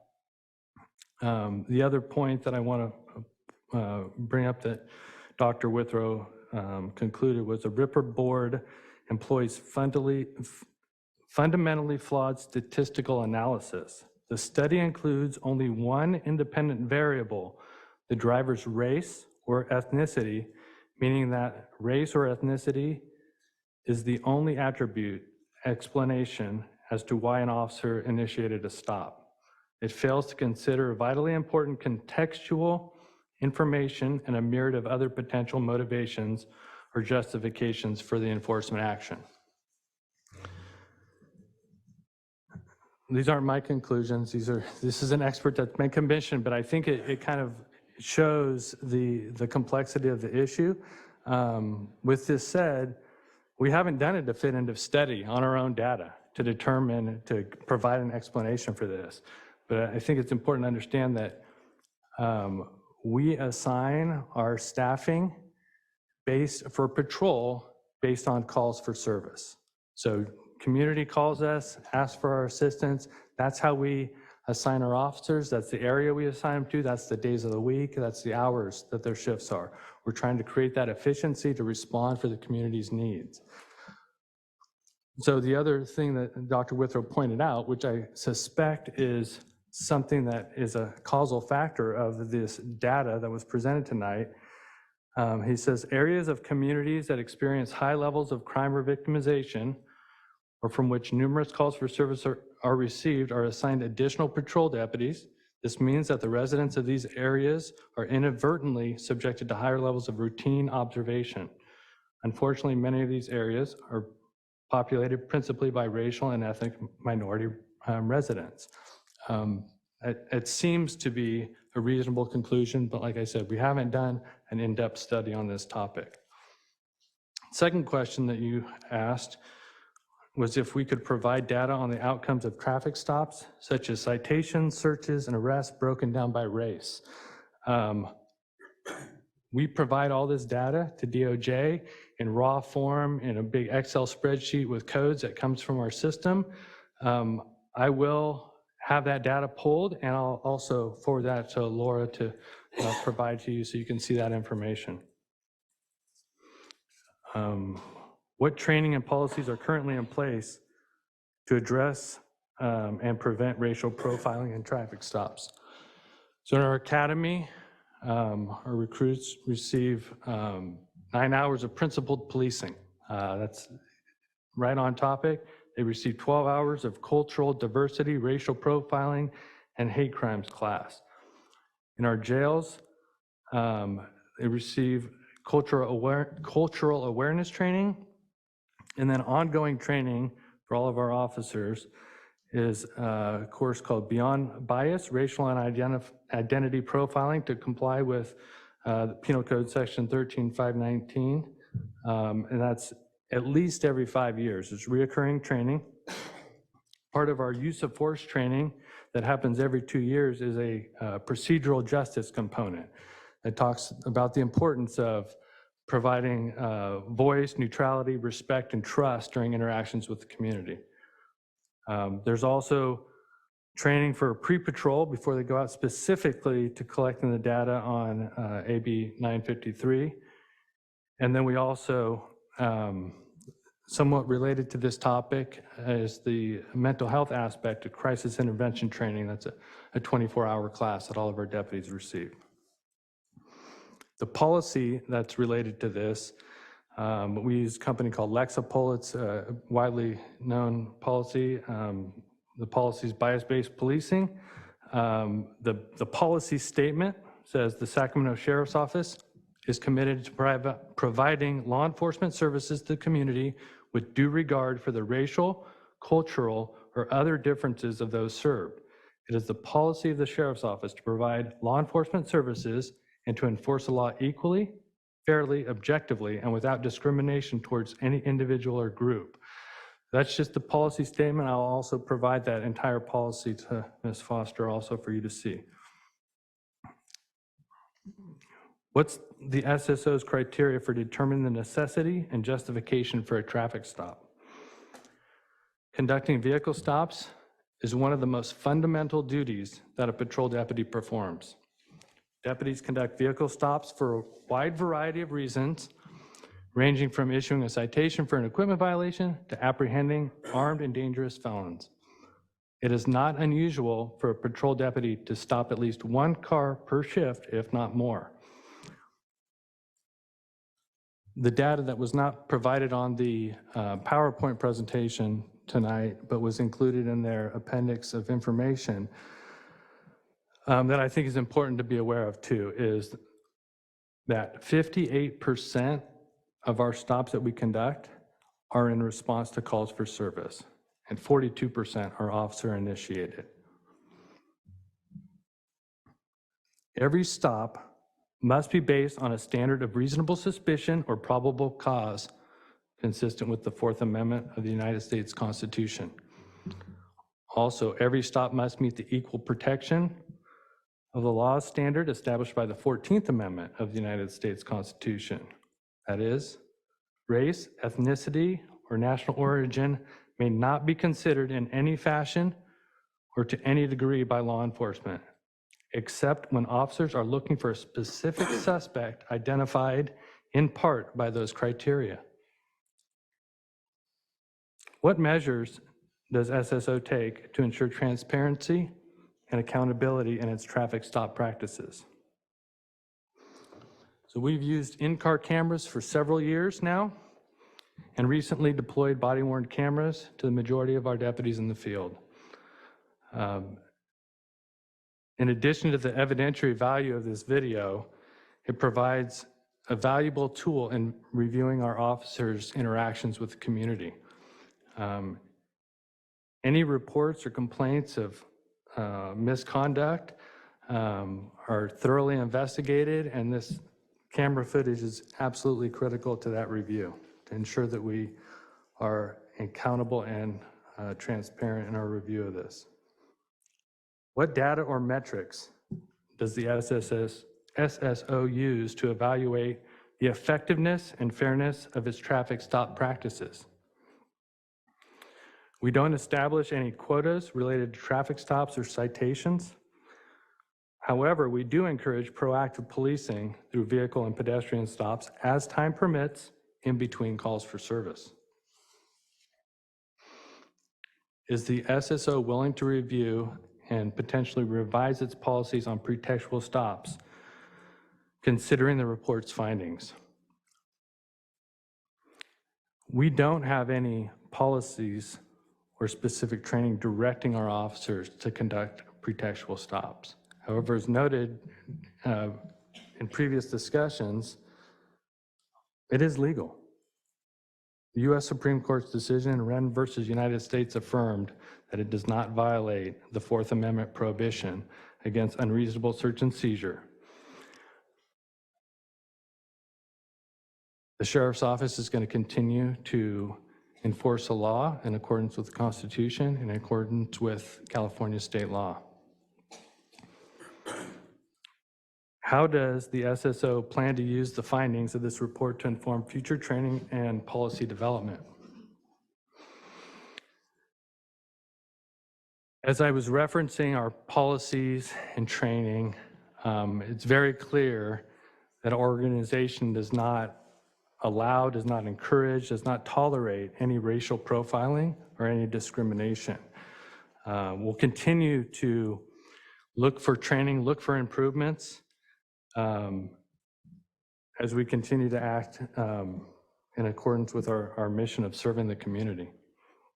How does the SSO plan to engage with community members, especially for those minority groups, to address concerns raised in the report? One small example is our presence here with your commission, right? We have become active members of this commission. We're present at these meetings. Just tonight, there's a community meeting happening on Watt Avenue in our north area.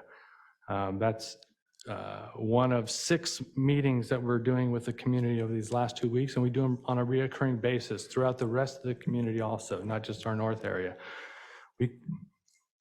We do our best to create forums, to invite community members in to discuss issues. I think we have a pretty active social media presence where we do our best to engage with the community. One thing that kind of in addition to these questions here, I appreciate Elizabeth pointing out our recent involvement with the Community Wellness Response Team. I am the representative who is participating in that subcommittee and providing that response. And in the last several months, I've also been participating with our behavioral health services and our county partners in collaborating and understanding how we can best create that process to work together. Because Commissioner Curtis talked about the importance of safety in a response in a mobile, non-law enforcement response. And so we're working through that. We encourage it. The other aspect that I think was important to point out is the equipment repair that NorCal Resist does. Until reading this report, I had no idea about that. I had no idea about that resource. I guarantee you that if we were given the information, our officers will pass that out to people in need as they come across them throughout their work every day. So that says, I think that is my answer to the questions that you guys provided. I don't know if there's anything else you'd like from me. Thank you very much. Thank you for those answers. Couple questions and understanding, like we said, it's like, the commission afterwards will look to re-agendize this item again to give folks time to, digest and ask questions. But when you're looking at other best practices and things, and you mentioned like Lexipol for some of the, support that you use on stuff, do you ever look at things like the American Society for Evidence-Based Policing or some of the papers that they've come out with? I haven't specifically, not me personally. One of the other things that kind of, point out is you've heard, and it's like, yes, current policy is like, look, broken taillights, like registration, we're gonna, make those stops. But what you kind of continue to hear the theme of is criminalization of poverty and time that could be better spent elsewhere in terms of like actually preventing crimes or going after, things that are, other violent crimes that, that may be in progress. What I want to know, and this kind of gets to another question I have, is as you kind of look at and, and hear those things, are there any ideas or thoughts that you guys have, come up with that kind of removes you, from this role, like in the same sense of, for years you've had to deal with homelessness, and that's not, and that shouldn't be your, your issue. So,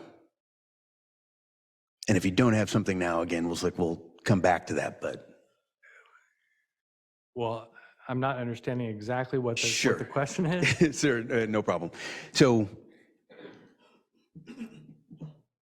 in that, a lot of the stops that we're looking at and hearing about are not actual criminal activity, but due to poverty. And just as you said, it's like, hearing about now NorCal Resist's efforts now to help people with broken taillights and, different things.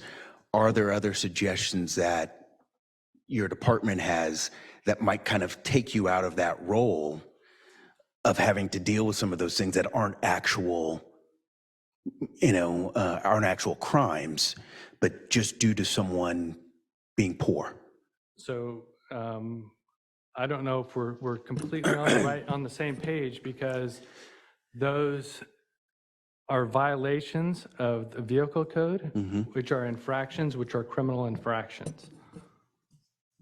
Okay. So I don't I'm not quite, I hear what you're saying, but we are in the law enforcement business. Yeah. And that task is provided to us by the legislature to enforce the laws that are the California laws. Yeah, no, Does that, do you understand where I'm coming from? Oh, I do totally. And this is why, having spent 20 years in public policy in the state legislature in particular, it's like I'm just kind of asking this, this question, is that in terms of trying to get to what are going to be proper solutions for more effective and overall better community policing, in terms of then asking the folks who are out there in the street on a day-to-day basis, it's like, if you feel your time could be better spent in other areas that are going to be more effective in community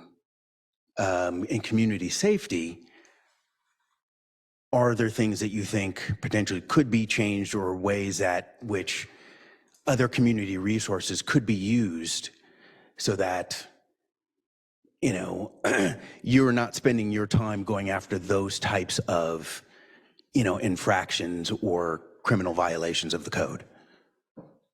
Well, I'll respond in this way. We absolutely prioritize our response and the work we do in the community. Meaning critical needs, violent crime, threatening life, right? That's top priority.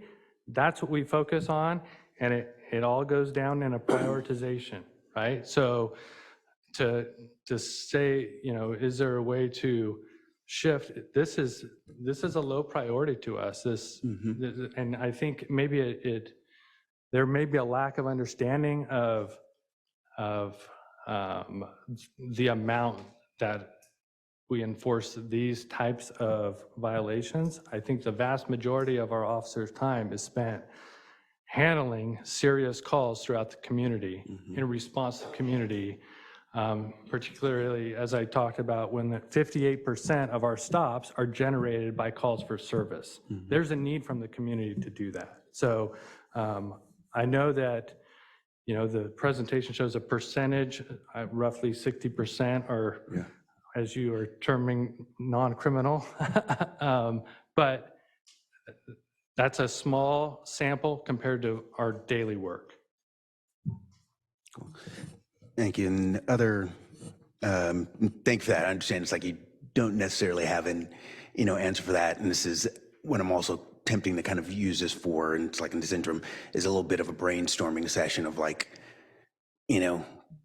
outside of changing, criminal codes or vehicle codes that result in criminal, infractions, looking for ways that we can help you to be, more effective, particularly in, as you said, going after those higher priority, calls and those ones that are called in by folks who are looking for, for your service. One other particular kind of question I had is, there was a comment that you initially made. It was around questions 1 and 2 and on the RIPA data. And you'd said that at present there was no, that the county had not sought to study its own data. Right, we haven't done any definitive study. I mean, it's an extremely complex process and we have not done that. Okay, well, thank you for, for saying that you'd get the data over. Because we appreciate that, because, being able to look at, and again, in the context of folks being able to help find, what would be other, potential solutions. Because understanding, like I said, it's like there are other things that that the department is tasked with that aren't, that are criminalized, but, should appropriately be more the jurisdiction of other agencies.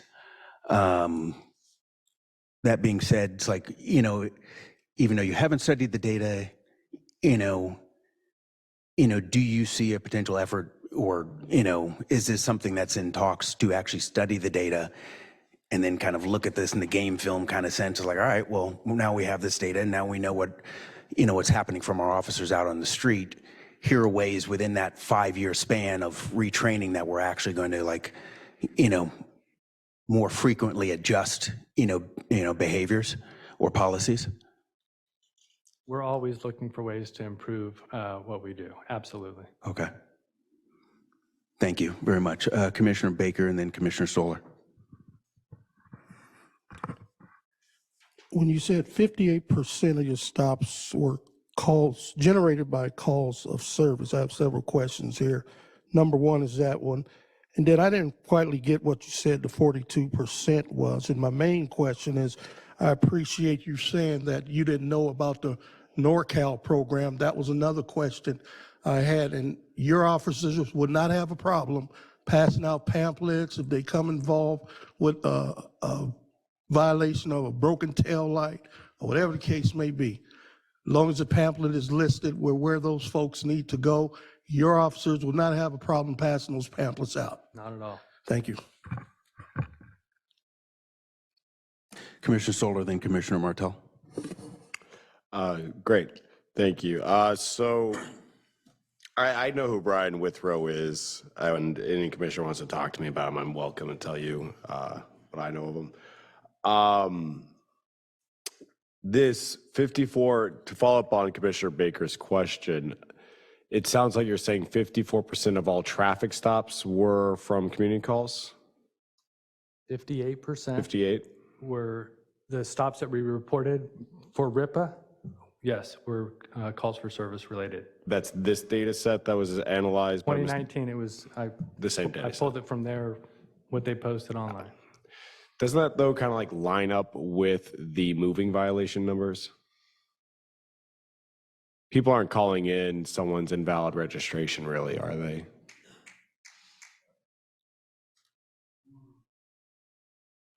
I can handle that one.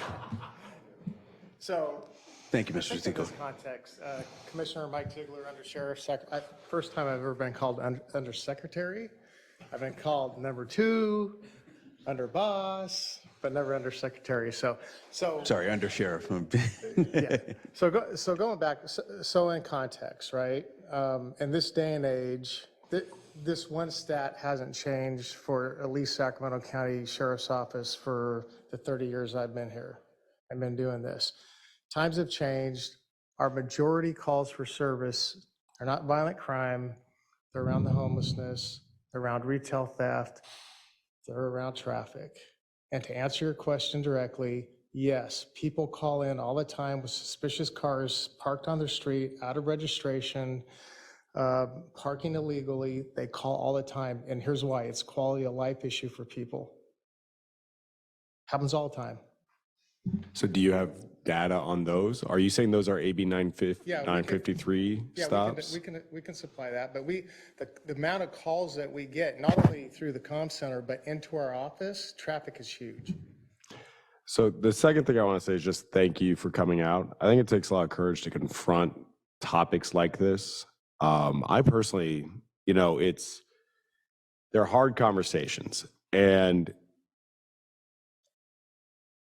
the thing that, as we mull all this over, is that there is explicit racism, which I hesitate to believe is rampant in the department. That's my personal opinion. But then there's implied racism, and there's implied biases. And in California law, that is just as endemic as explicit racism, according to our legislature.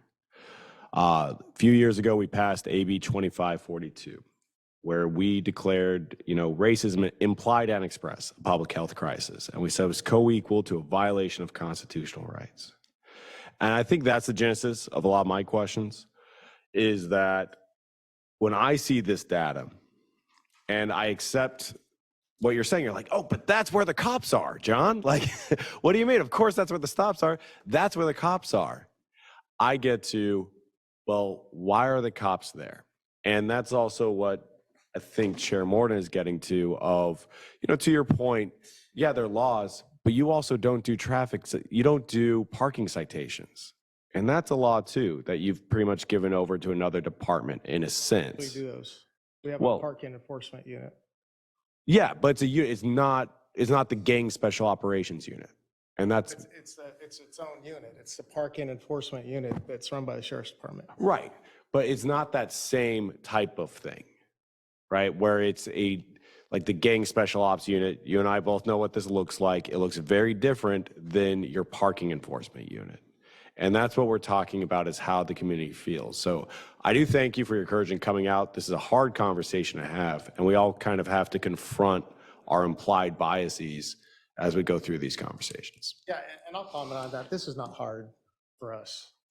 I think you've seen it last year, Sheriff Cooper's willingness to be here, talk about any issue. I think we've been at every CRC community since the last year. I don't think that was the case before. These aren't hard conversations for us. We want to learn. We want to get better. But we also want to come and say, hey, when there's two sides to an issue, there's always two sides. This data that we're looking at is not complete. Coming here tonight, I'm coming down, it's dusk. I worked patrol years ago, right? I was a patrol officer for 6 years. I'm coming down 160. Been a long time since I've been in a patrol car and had some kind of question like this asked to me. It's dusk, it's not dark. I could not tell the race of one driver while I was driving. with the taillights, with the tinted windows, with just dusk, not dark. But this study doesn't tell you when these vehicle stops were made, what time of the day. I challenge you going home tonight. Try to find out who's driving that car just by following them. See if you can tell what race or gender it is. Very incomplete. I think that's a good point. It came up at our last meeting where it's called the Veil of Darkness studies. We've talked about the Veil of Darkness studies before. And yeah, I mean, but the literature does show even once controlling for Veil of Darkness, even in our county, there's still, persons of color are still overrepresented. But it is a good point. This study did not mention Veil of Darkness. And we agree that at some point there could be a problem where we can get better. But what's presented is the data is not accurate as it's presented, because there's other variables that the data doesn't take into account. Yeah, and that to Commissioner Sol's question, and that was part of my question on, like, is there a movement within the department to do your own study, citing that you said that it's, you know, it's incomplete. So that was understanding of what my question was. I'll answer that because you're from the state legislature. Yeah. Every year we get more stuff that we have to do. Yeah. Every year it costs. We talk about the sheriff's budget. We go back to that. Mm-hmm. What that data didn't show was the cost of labor. It didn't show the cost of fuel. The labor costs have been outrageous. Our staffing from 2008 is down in patrol and detectives on clearance rates, right? The data doesn't talk about what a clearance rate actually is. I'll tell you what a clearance rate is with DOJ. We're required as a large agency to report to DOJ with our clearance rates on certain crimes. They just say violent crimes, but they're not all the violent crimes. And the DOJ on its website will actually tell you, be careful of looking at this data, because a percentage in Sacramento County that has 1.6 million people isn't the same as a small city. So the percentages change. And the clearance rates are also kind of a red herring, if I will, because patrol officers, what we're talking about usually that are stopping people, don't clear anything. Those are detectives. I could tell you, like our Child Abuse Bureau, we used to have 12. Now we have 6. Our internet crimes against children used to have 13. Now we have 7. Those are the people that are clearing these violent crimes. Our homicide unit is down. It's not the patrol officer. That's what we're talking about tonight, about the stops, right? So the data isn't complete. And I think it's really important to take a step back and really dig into it. You can go onto Open Justice website right now on your phone. It's a DOJ website that shows our clearance rate. Pull it up just to make sure. Our clearance rate has only dropped 2% since 2021. It's not 16% like it was presented. It's 33.9%. It's on Open Justice. DOJ will tell you that. For Sacramento County. Also didn't say, it said Sacramento. Is the data Sacramento City? Is it Sacramento County? Is it the cities within Sacramento? So we've got to be really careful about making decisions based upon the data that's presented. No, thank you for that. And that's why I then asked that question, and also the question about budgeting as well, like labor costs, you know, fuel costs, et cetera, too. So with Commissioner Martell and then Commissioner Curtis. Well, my question, and you got into it, the variables, sometimes you change policy, it doesn't mean that the community's safer. One of the examples that I like, we have a grocery store that's 1/4 mile. It's been robbed so many times in this last 2 years, it's been unbelievable. They go in and make sure they steal less than $950, and they walk out and the stores don't do anything. So when I look at the bottom sheet, Bel Air is reporting like $60 million worth of thief in Sacramento County. So that's not public safety. That's just a different way of reporting different crimes. So I'm really curious when you talk about variables. I think it's really important to understand those variables. We need to do good policies, and we need to make sure we're treating everybody fairly. But I also need to be able to read and dissect what the data means, and you know how you're comparing to apples and oranges to oranges. Thank you. Commissioner Curtis. Great. Quick comment first, then I've got a question for you. First, the public comments today and the reports from everyone have been great. It really highlights how critical this issue is and the importance of it to our community, to the CRC and the work that we're doing. I'd like to make sure that we agendize this item for next meeting on March 5th. So just putting that out to Ms. Foster there, and hopefully can have Marshall again if he's available, and the Sheriff's Department as usual, because I think it's going to be ongoing discussions. The quick question I have, I'm still struggling with understanding that 58% of stops are calls for service in the 2019 data. Does that mean vehicle stops? And if it's for like a violation, whether taillights, headlight, whatever the violation is, like for decades I've driven and I'll see cars with headlights out, taillights out, whatever it is. I've never, ever called in a vehicle to report it, to expect it to be stopped for a safety violation or something. So I'm still struggling to understand that 58% of stops are calls for service. Just help me understand the context. Are there other people who are really calling that much and reporting vehicles? So, and it may not be just a vehicle code violation. It may be related to a call for service, a different type of crime where our officers stop a vehicle, if that makes sense. I suspect that's the majority of them, where there's a connected vehicle, a connected person, and we stop them, and that's data that we have to report. Does that make sense? It does. So then it means just further for me, it would be a dive into that data to see how much are actually like vehicle code violations, call for service versus whatever else the circumstances may be leading to it. That helps me understand it. As I've mentioned, and you all have mentioned, it's understanding the context of the data in the long run and get the full picture. So thank you with that. I really do appreciate, as always, being here and for the full discussion we've had with everyone. I think it is difficult at times. We have some differences of opinion, but the open discussions, the transparency that we have, I really appreciate. Yeah, and real quick, just to the commission, to the ACLU, to the community members, we want to do better.